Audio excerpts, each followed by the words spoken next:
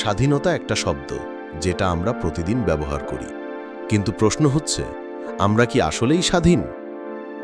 আমরা কি সত্যিই নিজের সিদ্ধান্ত নিই, নাকি অদৃশ্য কোনো শক্তি আমাদের জীবন চালাচ্ছে? আসসালামু আলাইকুম। সম্পাদকীয় দৃষ্টিতে শরীফুল পাভেল। আজ আমরা খুঁজে দেখব দ্য লাস্ট চয়েস। আমরা কি সত্যিই নিজের সিদ্ধান্ত নিই? আমরা প্রতিদিন অসংখ্য সিদ্ধান্ত নিই। কফি খাবো নাকি চা? ফোনটা কিনবো নাকি অপেক্ষা করব? কাকে ভালোবাসবো? কোন ক্যারিয়ার বেছে নেব? আমরা বিশ্বাস করি এই সব সিদ্ধান্ত আমাদের নিজের, কিন্তু আসলেই কি তাই? একটু ভাবুন, আপনি যে ফোনটা কিনলেন সেটা কি সত্যি আপনার পছন্দের, নাকি অসংখ্য বিজ্ঞাপন ও সোশ্যাল মিডিয়ার সাজেশন আপনাকে বেছে নিতে বাধ্য করেছে? আপনি যে নিউজ পড়েন সেটা কি আসলেই আনবায়াসড, নাকি আপনার চোখে শুধু সেটাই পৌঁছে যা অ্যালগোরিদম আপনাকে দেখাতে চায়?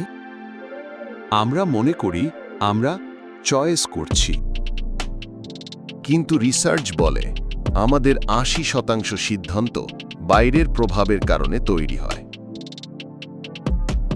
অর্থাৎ আমরা সিদ্ধান্ত নিই, কিন্তু তার ভিত্তি তৈরি করেছে অন্য কেউ।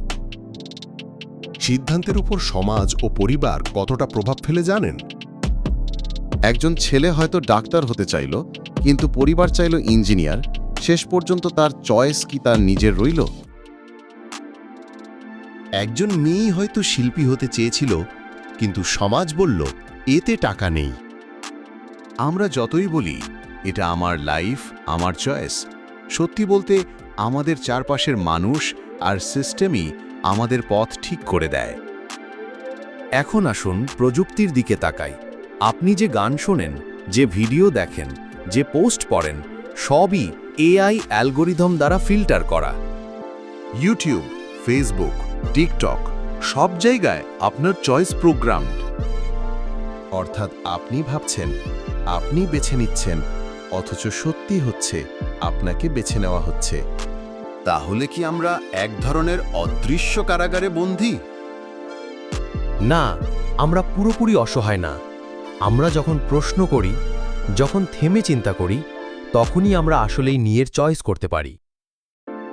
স্বাধীনতা মানে শুধু বাধা ভাঙা নয়, স্বাধীনতা মানে নিজের মস্তিষ্ককে সত্যিকারভাবে ব্যবহার করা। ইতিহাসে অনেক উদাহরণ আছে যেখানে মানুষ সিস্টেম ভেঙে নিজের পথ তৈরি করেছে।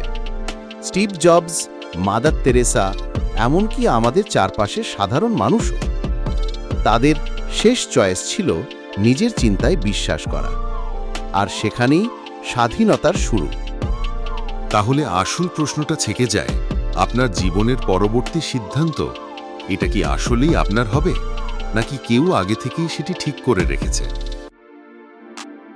দ্য লাস্ট চয়েস হয়তো আমরা কি করি তার উপর নির্ভর করে না, এটি হলো কেন করি তার উপর নির্ভর করে। সম্পাদকীয় দৃষ্টি থেকে আজকের মতো বিদায় নিচ্ছি, কিন্তু যাওয়ার আগে শুধু একটাই কথা রেখে যাচ্ছি, চিন্তা থামাবেন না, প্রশ্ন করতে ভয় পাবেন না, কারণ হয়তো সেই প্রশ্নের ভেতরেই লুকিয়ে আছে আপনার আসল স্বাধীনতা, আপনার আসল পরিচয়। আমি শরীফুল পাভেল। দেখা হবে পরের প্রতিবেদনে নতুন কোনো বিষয় নিয়ে। ততদিন পর্যন্ত চিন্তা করুন, প্রশ্ন করুন আর নিজেকে আবিষ্কার করতে থাকুন। আসসালামু আলাইকুম।